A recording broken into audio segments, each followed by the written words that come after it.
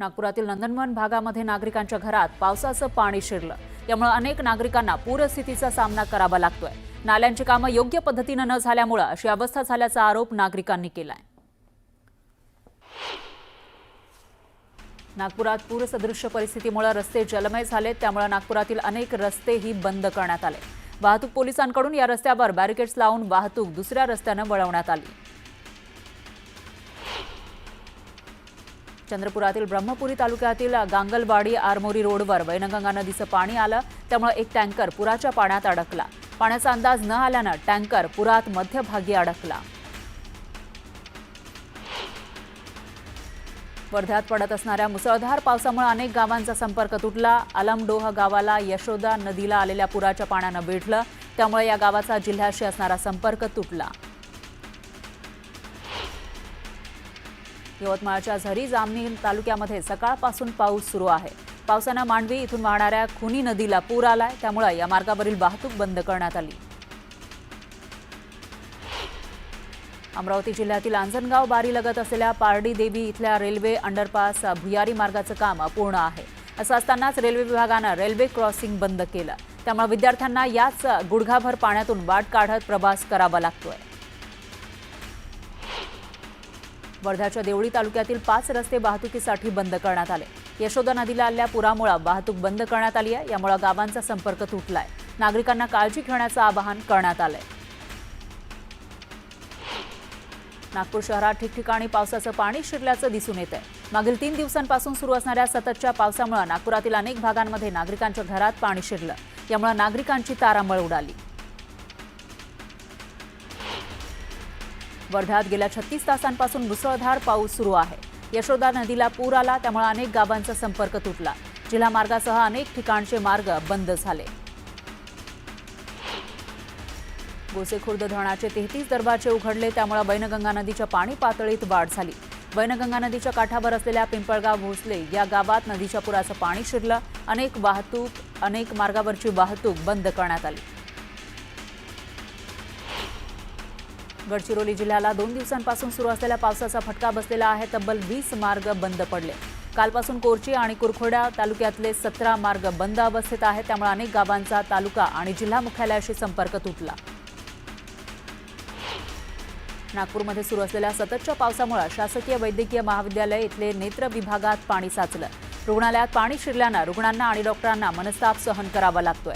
खोलगट भागामध्ये पाणी असलं आहे आणि त्यामुळे बाहेरून उपचाराला येणाऱ्या रुग्णांना पाण्यातूनच मार्गक्रमण करावं लागतंय। वर्ध्यात मुसळधार पावसानं नदी आणि नाल्यांना पूर आला आहे। सुरूळमधील यशोदा नदी दुथडी भरून वाहतीये, तर वर्धा ते राळेगाव मार्ग वाहतुकीसाठी बंद करण्यात आलाय। हिंगणघाट ते देवळी तालुक्यातील गावांचा जिल्ह्याशी संपर्क तुटला।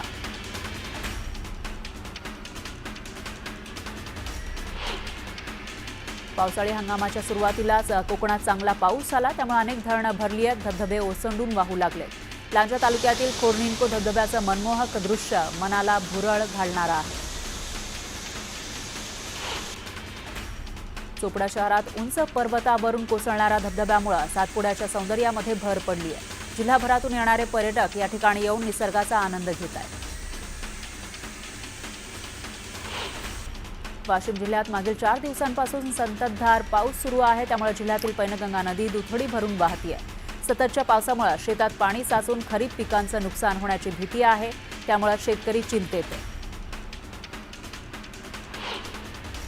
विदर्भातील सर्वात मोठं असलेलं गोसेखुर्द धरण पूर्ण क्षमतेने भरलेलं आहे। धरणातून विसर्ग सुरू करण्यात आलाय। गोसेखुर्द धरणाचे मानवड क्षेत्रामध्ये देखील चांगला पाऊस बरसलाय, त्यामुळे 33 पैकी 33 दरवाजे उघडले। लेह मनाली मार्गावर दरड कोसळली, त्यामुळे अनेक प्रवासी पर्यटक रस्त्यात अडकले। त्यामध्ये महाडमधील 3 कुटुंबांचाही समावेश आहे। प्रशासनाकडून तातडीने मदत मिळावी अशी मागणी या पर्यटकांनी केली आहे।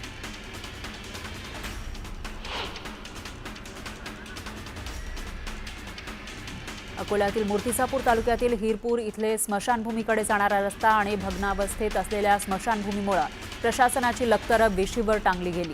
ऐन पावसाळ्यात हिरपूरवासियांना 3 ते 4 फूट पाण्यातून चिखल तुडवत अंत्ययात्रा काढण्याची वेळ आली। अमरावती जिल्ह्यामध्ये मागील 2 दिवसांपासून संततधार पावसाची हजेरी पाहायला मिळते आहे. त्यामुळे चांदूर रेल्वे स्थानक परिसरातील एका वृद्ध महिलेच्या घराची भिंत कोसळली. सुदैवानं यामध्ये जीवितहानी झाली नसली तरी महिलेचा संसार उघड्यावर पडलाय. दिंडोरी भागात सलग बरसणाऱ्या पावसाचा फटका डाळिंबाच्या बागांना बसताना दिसतोय. डाळिंब बागेवर तेल्या रोगाचा प्रादुर्भाव झालाय. त्यामुळे जवळपास 300 हेक्टरवरील डाळिंब बागा धोक्यात आल्यात. त्यामुळे सरकारनं पंचनामे करून नुकसान भरपाई द्यावी अशी मागणी डाळिंब बागायतदारांनी केली आहे. अहिल्यानगर जिल्ह्यामध्ये दुबार पेरणीचं संकट घोंगावत असतानाच पावसाच्या आगमनानं खरीप पिकांना जीवदान मिळालंय. पुरेसा पाऊस पडल्यानं शेतकऱ्यांमध्ये समाधानाचं वातावरण आहे. गोंदियामध्ये मुसळधार पावसानं जनजीवन विस्कळीत झालं आहे. पावसामुळे शेताला तळ्याचं स्वरूप आलं. यामुळे भाताचं पीक सडण्याच्या मार्गावर आहे. शासनानं पंचनामे करून आर्थिक मदत द्यावी अशी मागणी शेतकऱ्यांनी केली आहे. गोंदिया जिल्ह्याच्या सडक अर्जुनी इथं 4चाकी वाहनावर एक झाड कोसळलं. या 4चाकी वाहनात बसलेल्या दोघांचा मृत्यू झाला. मागे असलेल्या दुसऱ्या वाहनातील लोक थोडक्यात बचावले. अवघ्या वर्षभरापूर्वी औद्योगिक प्रशिक्षण संस्थेच्या बनवलेल्या पत्र्याच्या शेडला पहिल्याच पावसाळ्यात गळती लागली. पावसाचं पाणी थेट औद्योगिक प्रशिक्षण संस्थांमधील मशिनरीवर गळतंय असं चित्र या ठिकाणी दिसून येतंय. नाशिकच्या काळाराम मंदिरासह गोदाघाट परिसराचा कायापालट होणार आहे. गोदाघाट, काळाराम मंदिर, सीता गुफा परिसराचा चेहरा मोहरा बदलणार आहे. सर्व अतिक्रमणं काढून सुशोभीकरण केलं जाणार आहे. बीडपासून जवळच असलेल्या माळापुरी उर्दू शाळेत गेल्या 2 वर्षापासून शिक्षक नाहीये. त्यामुळे या ठिकाणचे पालक आक्रमक झाले. विशेष म्हणजे अनेक वेळा मागणी करून सुद्धा या ठिकाणी शिक्षक मिळत नसल्यानं पालकांनी शाळेला कुलूप ठोकलं आणि विद्यार्थ्यांना घेऊन जिल्हा परिषदेच्या पायऱ्यांवरच शिक्षक मिळावा या मागणीसाठी आंदोलन केलं. जळगावच्या अमळनेर तालुक्यामध्ये अद्यापही 3 गावांचा टँकरनं पाणी पुरवठा केला जातोय. तर 7 गावांच्या विहिरी अद्यापही अधिगृहीतच आहेत. जानवे, डांगर आणि तळबाडेमध्ये पाण्यासाठी नागरिकांची बनवण सुरू आहे.